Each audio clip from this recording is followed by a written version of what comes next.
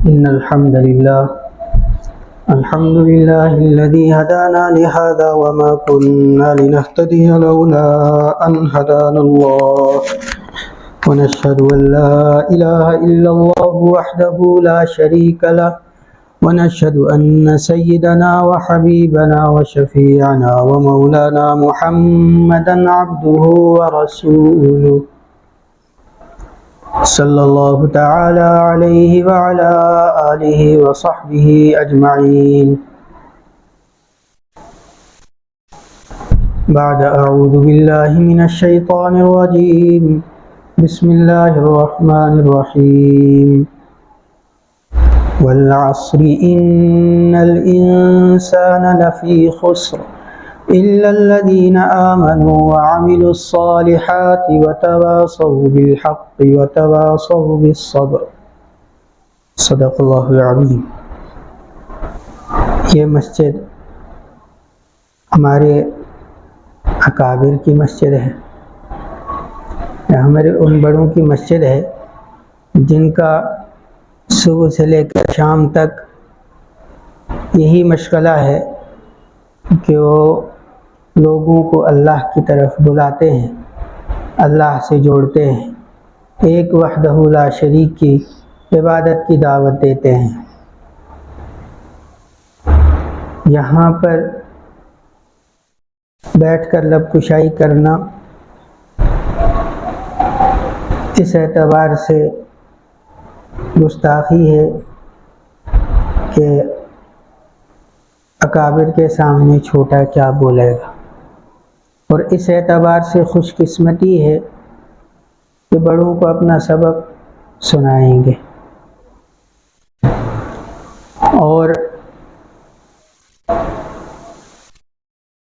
کچھ باتوں کا مذاکرہ ہوگا تاکہ ہم سیکھیں بھی اور کچھ سکھا بھی سکیں، تاکہ ہماری زندگی میں کچھ کام آ سکے، آخرت میں کچھ کام آ سکے، اللہ تعالیٰ کی رضامندی حاصل ہو.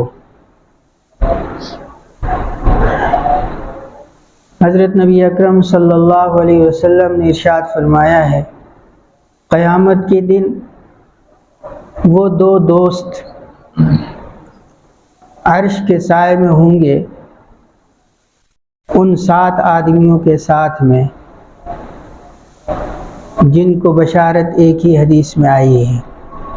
ان میں وہ 2 دوست ہیں جو آپس میں اللہ کی رضامندی کے لیے ملتے ہیں، اور جب جدا ہوتے ہیں تب بھی ان کے سامنے اللہ تعالیٰ کی رضامندی ہی پیش نظر ہوتی ہے، ان کے سامنے ہوتی ہے.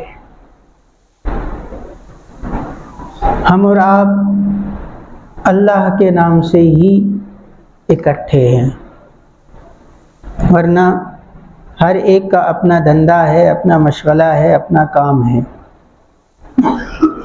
میں نے بھی آپ حضرات کی شکلوں کو پہلی بار دیکھا ہے، آپ بھی میری شکل کو پہلی بار دیکھ رہے ہوں گے، کچھ نے دیکھا ہوگا. بات یہ ہے کہ جس دن ہم پیدا ہوئے تھے اس دن ہماری امی نے، ہمارے گھر بار نے، گھر والوں نے زندگی کا سامان کرنے کے بعد، کپڑا پہنانے کے بعد، ڈاکٹر کے چیک اپ کرنے کے بعد جو سب سے پہلا کام یہ کیا تھا وہ یہ کیا تھا کہ اس بچے کے کان میں وہ پیغام پہنچنا چاہیے جو ہمارے اور سب کے ابا جان حضرت آدم علیہ السلام نے اسی سرزمین ہندوستان سے بلند کیا تھا. ہمارے ابا جی جب جنت سے اتر کر دنیا میں تشریف لائے تھے تو اسی ہندوستان میں تشریف لائے تھے. جو انہوں نے سبق یہاں سکھایا تھا وہ سبق تب سے دہراتا چلا آ رہا ہے، دہرایا جا رہا ہے. وہ پیغام ہمارے کانوں میں ہمارے والدین نے پہنچایا تھا. کیا پیغام؟ سب سے پہلا لفظ جو ہمارے کان میں بھیجنے کی کوشش کی گئی ہے وہ ہے اللہ اکبر۔ اللہ سب سے پہلا لفظ ہمارے کان کو سنانے کی کوشش کی گئی، اور دوسری بات جو کہی ہے وہ اکبر کہا ہے۔ اس کی ضرورت اتنی کیوں ہے؟ یہ کیوں سنایا گیا؟ وہ اس بچے کو کیوں اس چیز کی ضرورت پڑی؟ اس کو کھانے سے پہلے، یعنی اسے بھوک لگ رہی ہوگی، اب دنیا میں آیا ہے، نیا مہمان ہے، بھوک لگ رہی ہوگی، سب سے پہلے اس کو پانی پلایا جانا چاہیے، یعنی اس کا دودھ پلایا جانا چاہیے، لیکن یہ اہمیت سمجھانے کی کوشش کی گئی ہے کہ یہ جو جسم ہے جس کو غذا دی جائے گی، یہ جسم تو بس ایک سواری ہے، یہ جسم تو بس ایک گھوڑا ہے جس پر سفر کر کے اس انسان کو جانا ہے۔ اصل اس روح کی فکر کر جو کہ امر خداوندی ہے۔ یسألونک عن الروح قل الروح من امر ربی۔ اصل اس روح کی فکر کر جو کہ اس انسان کو دنیا کی ہر مخلوق سے جدا کرتی ہے۔ دیکھیے بھینس کے پاس اتنا موٹا تازہ جسم ہے، اس کا بھی سانس چلتا ہے، اس کا بھی خون دوڑتا ہے، اس کا بھی دل دھڑکتا ہے، اس کے بھی پھیپھڑے سانس اوپر نیچے کرتے ہیں، اس کا بھی کلیجہ ہے، اس کی بھی کڈنی ہے، اس کی بھی ٹانگیں ہیں۔ انسان کے اندر بھی یہ سارے کام ہو رہے ہیں، لیکن وہ کیا چیز ہے جس سے یہ بھینس سے الگ ہو رہا ہے، یہ گائے سے الگ ہو رہا ہے، یہ خچر سے، گدھے سے، کتے سے، گھوڑے سے، تمام جانوروں سے الگ ہو رہا ہے؟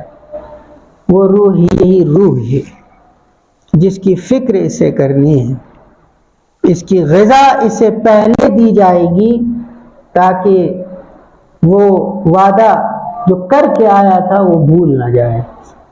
جب روحوں کو پیدا کیا تھا تو پوچھا تھا پروردگار نے الست بربکم، کیا میں تمہارا رب نہیں ہوں؟ تو تب کہا تھا بلا، تو بتایا کہ اس دنیا میں وہ سبق بھولنا نہیں ہے تجھ کو، تو خود پیدا ہے، تجھے بنانے والا کوئی ہے، تجھے بنانے والا کوئی ہے، اس سبق کو تجھے بھولنا نہیں ہے، اور تجھے بنانے والی وہ ذات ہے جو اکبر من کل شیء ہے، ہر چیز سے بڑی ہے، وہ اللہ ہے، الصمد ہے، جو بے نیاز ہے، ہر چیز اس کی محتاج ہے۔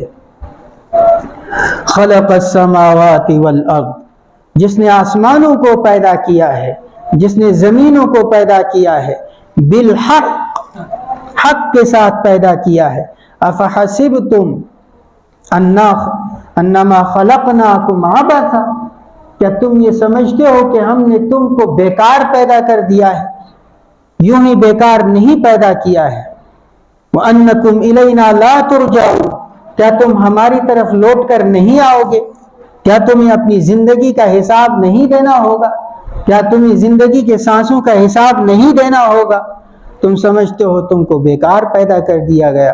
نہیں، بالحق، کسی مقصد کے ساتھ پیدا کیا ہے۔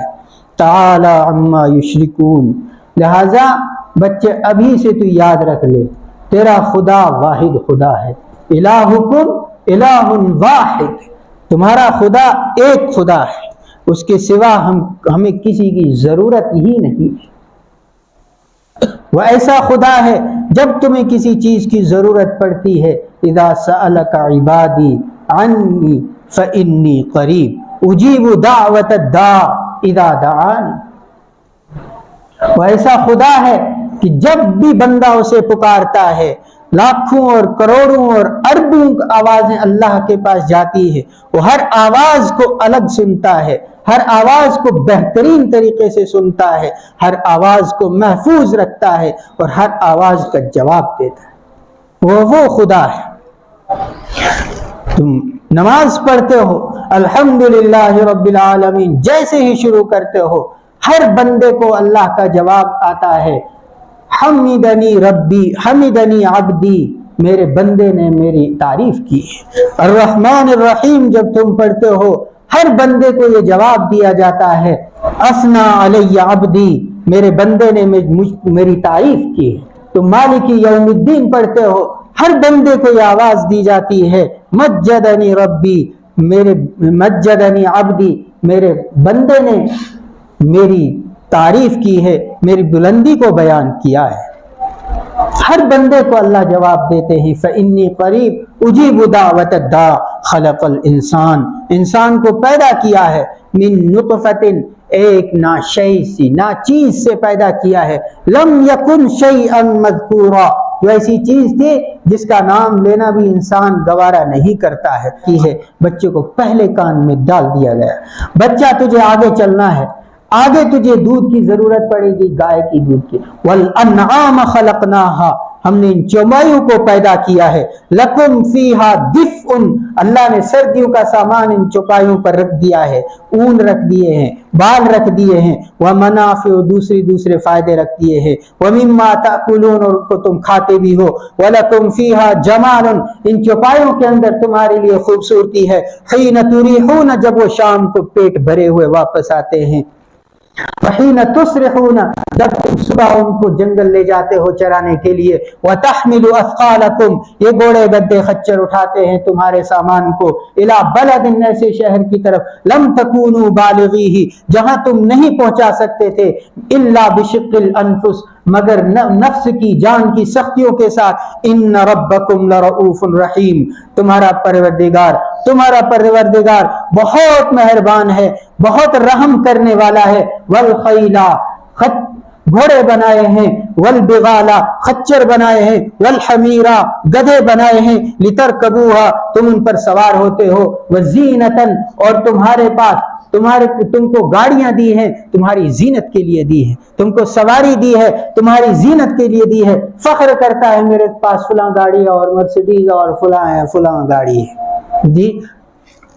وَيَخْلُقُ مَا لَا تَعْلَمُونَ، پروردگار بہت سی چیزیں پیدا کرتا ہے، هُوَ الَّذِي أَنزَلَ مِنَ السَّمَاءِ مَاءً، وہی ہے جو آسمان سے پانی کو اتارتا ہے، مَاءً لَكُمْ، تمہارے لیے اتارتا ہے، مِنْهُ شَرَابٌ، تم اسے پیتے ہو، وَمِنْهُ شَجَرٌ، پھر تمہارے لیے درخت پیدا ہوتے ہیں، تمہارے لیے چاول پیدا ہوتے ہیں، تمہارے لیے پھل پیدا ہوتے ہیں، تمہارے لیے سیب پیدا ہوتے ہیں، فِيهِ تُسِيمُونَ، تم اس میں اپنے چوپایوں کو چراتے ہو، ينبت لكم به الزرع، کھیتی اللہ اس سے اگاتا ہے، والزیتون، زیتون اگاتا ہے، والنخیل، اور کھجور اگاتا ہے، والاعناب، اور انگور اگاتا ہے، ومن کل الثمرات، ہر چیز کے پھل اتارتا ہے، وسخر لكم الليل، رات کو تمہارے کام میں لگا دیا ہے، تمہارے آرام میں لگا دیا ہے، والنہار، دن کو تمہارے کام میں لگا دیا ہے، والشمس، اور سورج کو تمہارے کام میں لگا دیا ہے، سورج جب تک نہیں آئے گا تم اپنے کام پہ نہیں جا سکو گے، تمہارے پھل نہیں بنیں گے، تمہارے چاول نہیں بنیں گے، تمہارے گیہوں نہیں بنے گا، والقمر، اور چاند کو تمہارے کام میں لگا دیا ہے، تم اس سے شریعت کے کام بھی لیتے ہو اور دنیا کے کام بھی لیتے ہو، جب تک چاند طلوع نہیں ہوگا تمہارا سیب پکے گا نہیں، جب تک سورج طلوع نہیں ہوگا تو جمعے کی نماز کا پتہ نہیں لگے گا کہ جمعہ کی نماز کب پڑھنی ہے، فجر کی نماز کا پتہ نہیں لگے گا کہ فجر کی نماز کب پڑھنی ہے۔ اشہد ان لا الہ الا اللہ، کہ جو اللہ یہ سب کچھ دیتا ہے، جو اس کائنات کا مالک ہے، للہ ما فی السماوات و ما فی الارض، جو کچھ اس زمین میں ہے، جو کچھ آسمان میں ہے، سب اللہ کا ہے۔ جب سب اللہ کا ہے تو کہے اس کے بغیر کسی کے سامنے نہیں جھکو گا۔ جب بچہ اس چیز کو سن لے گا، اب اس کو دنیا میں رہنا ہے، اس کو دنیا میں زندگی گزارنی ہے، تو زندگی گزارنے کے لیے پروردگار نے دو علوم دیے ہیں۔ ایک وہ علم دیا ہے جس کے بارے میں قرآن پاک نے کہا علم آدم الاسماء کلھا، ہم نے حضرت آدم کو پوری چیزوں کے نومنکلیچر سکھا دی ہے، پوری چیزوں کی پراپرٹی سکھا دی ہے، پوری چیزوں کی اپلیکیشن سکھا دی ہے۔ حضرت آدم علیہ السلام کو جو فضیلت فرشتوں پر حاصل وہ اس کی بنیاد پر تھی کہ لکڑی کو کس طرح سے استعمال کیا جائے گا، لوہے کو کس طرح سے استعمال کیا جائے گا، میگنیٹ کو کس طرح سے استعمال کیا جائے گا، بجلی کیسی بنائی جائے گی، بجلی کو کس طرح استعمال کیا جائے گا، پلاسٹک کو کس طرح استعمال کیا جائے گا، یہ حضرت آدم کو سکھایا۔ بھائی علامہ اقبال کہتے ہیں کہ درد دل کے پیدا کیا ہے انسان، اس درد کے واسطے پیدا کیا ہے کہ انسان کو دوسرے کو کھانا کھلانا ہے، جب یہ کھانا بنائے گا تو دوسرے کو کھلائے گا۔ انسان کو دوسرے کو کپڑا پہنانا ہے، جب خود کپڑا بنانا آئے گا تو دوسرے کو کپڑا پہنائے گا۔ انسان کو دوسرے کو مکان بنا کے دینا ہے، خود بنانا آئے گا تو مکان بنا کے دے گا۔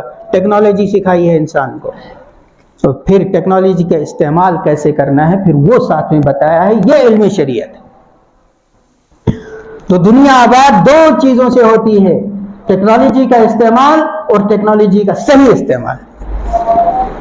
ٹیکنالوجی کا صحیح استعمال ہوگا اس علم شریعت کی روشنی۔